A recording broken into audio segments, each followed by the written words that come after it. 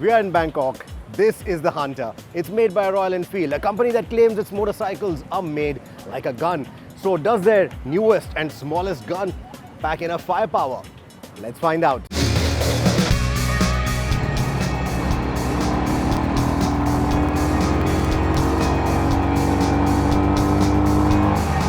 The Hunter 350 takes on the likes of the Honda CB350 RS, the Jawa 42, and because of the pricing, the TVS Ronin as well, which has a smaller engine though. The Hunter 350 is a roadster then, that is aimed at those wanting a Royal Enfield alternative to all the aforementioned bikes, and for those who want an interceptor or a street twin kind of body style, but on a budget. I think the Hunter 350 is a very handsome looking motorcycle. Easily stands out from the crowd, has the street twin kind of vibes to it, and I think that looks really good. Now I've only seen this motorcycle in 3 shades so far in the flesh, and I think the red one looks best. If I was buying, that would be the one. I would also get the tail tidy kit because it just goes with the sporty styling of the motorcycle. Talking about the tail, the only thing that I'm worried about, be it the tail tidy or the regular fender, is that the tail light assembly with those turn blinkers is mounted directly on this fender, and I've seen it vibrate a bit on some of the motorcycles. I don't know if it will withstand the test of time, so that's the only thing that I'm worried about. Of course, Royal Enfield is putting in a lot of time and effort making sure that their motorcycles are going through rigorous testing, so hopefully the tail light assembly is not going to fall off as easily as it would on the older Royal Enfield motorcycles, but it still has me worried, so only time will tell if it withstands the test of time. But as far as the overall styling goes, like I said, I think it's a very handsome looking motorcycle.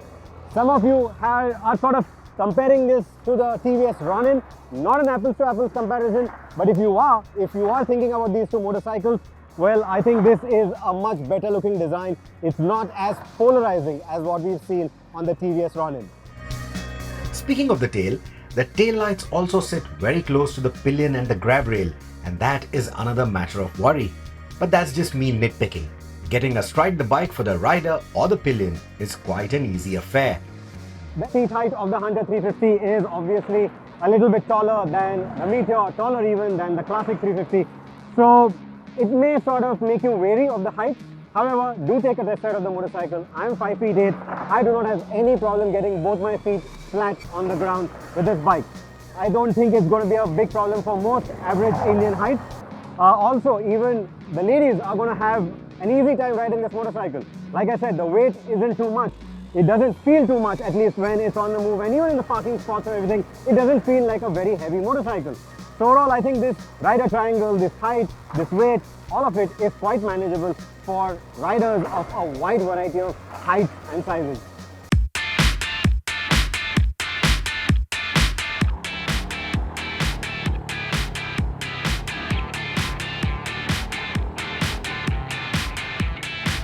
As a part of the accessories and the various themes, Royal Enfield is also offering different seat options, but the stock seat I think works the best, and even for a pillion, it isn't too short.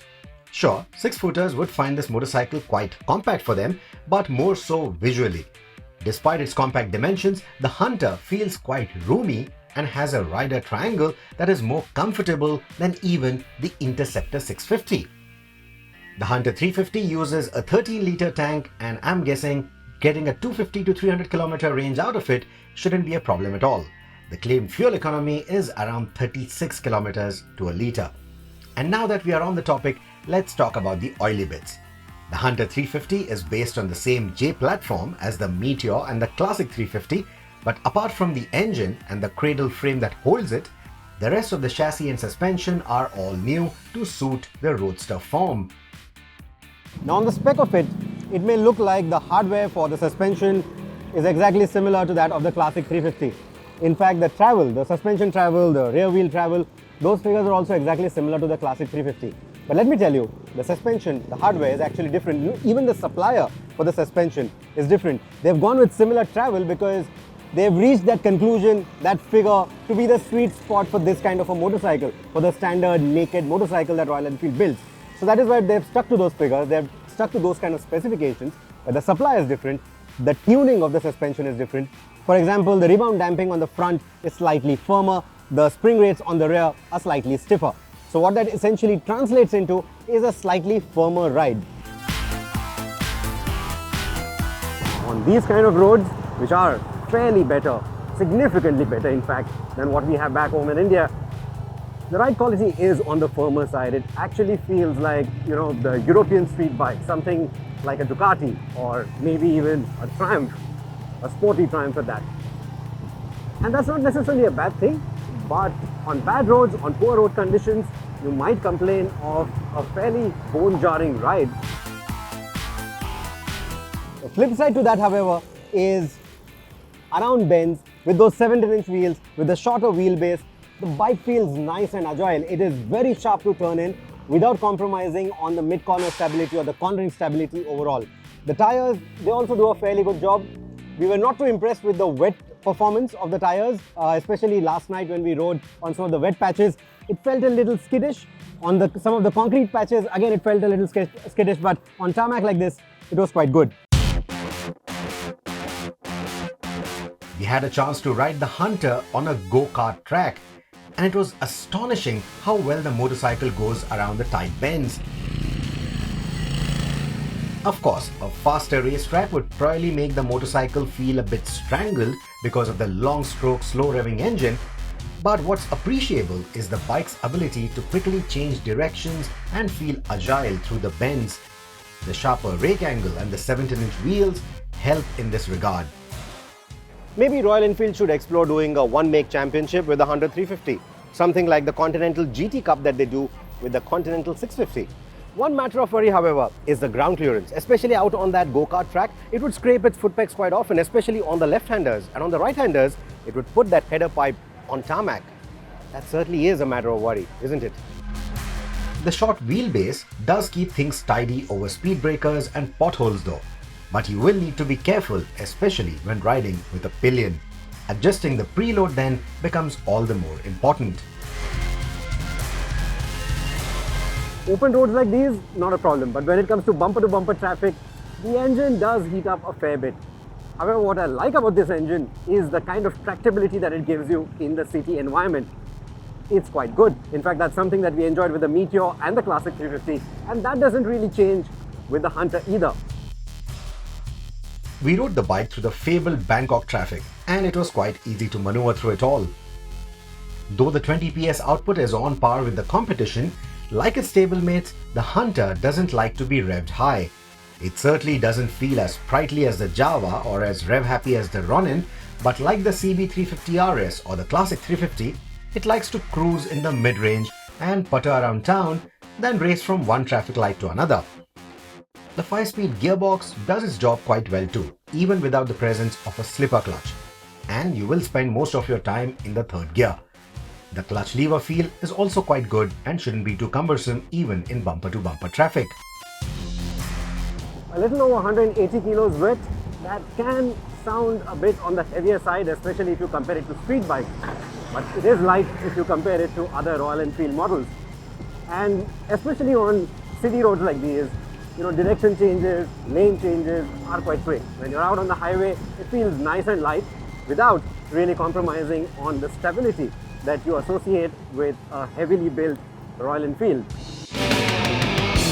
We even explored many of the streets of Bangkok by the night when the roads are more open and enjoyable and the motorcycle likes to carry its pace. The front brakes work quite well and have a predictive bite. The rear brake, however, feels a bit spongy. We also had a chance to ride this motorcycle at night. Of course, Bangkok at night, the city comes alive. But on roads like these, where the street lighting wasn't too good, those headlights, they serve their purpose quite well. These aren't LEDs, these are conventional halogen bulbs, and LED is not available as an option for the headlights. You can have that for the turn blinkers. The tail light, however, is LED. But in terms of the illumination of the headlight, both for the high beam and the low beam, the throw and spread is pretty decent. However, once you get up to speed, that is where these lights start feeling inadequate. So out on the highway, they will feel a bit inadequate, but for city environments, they do their job quite well. Royal Enfield is also offering a more basic retro variant of the Hunter, which rolls on wire spoke rims with slimmer tube-type tires similar to the Classic 350. This essentially gives you the slightly aggressive riding style, but with the styling cues of the Classic. and I expect this variant to be the popular choice given its very aggressive pricing. In fact, the Hunter's overall pricing is going to leave the competition worried even more than before, and that is the easiest way to sum up this review. If you were to walk into a Royal Enfield dealership looking to buy yourself a 350cc motorcycle, your options are obviously going to be the Meteor, the Classic and the Hunter 350. Now the engine, the tuning, all of it is very common across all these three motorcycles. And that may or may not be a good thing. Like for me, I would have liked slightly different gearing on this motorcycle.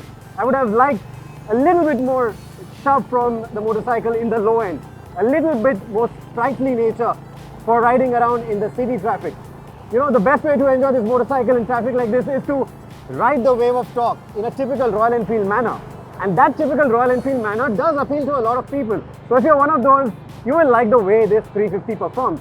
So unlike the 150s or the 250s from the Japanese manufacturers or from the other competition, it doesn't feel as rev happy. It doesn't feel the need to constantly keep revving. It loves to be, you know, enjoyed in the mid-range with the torque, and that may or may not be a good thing for a lot of riders. Some of them may enjoy it, some of them may not. Some of them who want the racing motorcycles will want to look at the competition. Some of them who want a relatively more laid-back performance, but at the same time a little bit more sprightly than the Classic or the Meteor, are likely to choose the Hunter. So essentially, when you walk into that showroom to make a choice between these three, the choice that you're actually making for is the riding posture. You want something as relaxed as the Meteor, you want something a bit more standard like the Classic, or you want a bit more aggressive like the Hunter, is a choice that you've got to make. Now that's something that only you can make a decision on, but you know, I quite like the Hunter for what it is as an overall package. If you enjoy the long stroke engine, if you enjoy the characteristic of the long stroke engine, I think this is an excellent Royal Enfield product. Of course, it's not going to have the kind of numbers, it's not going to enjoy the kind of numbers that a Classic or a Meteor would, but it is certainly going to introduce a whole new lot of buyers to the Royal Enfield brand. People who wanted something that was a little bit more aggressive, but not maybe a Classic or a cruiser. And that is where the Hunter, I think, fits right in. Let me know what are your thoughts about the bike in the comments below. Thank you so much for watching. Take care and ride safe.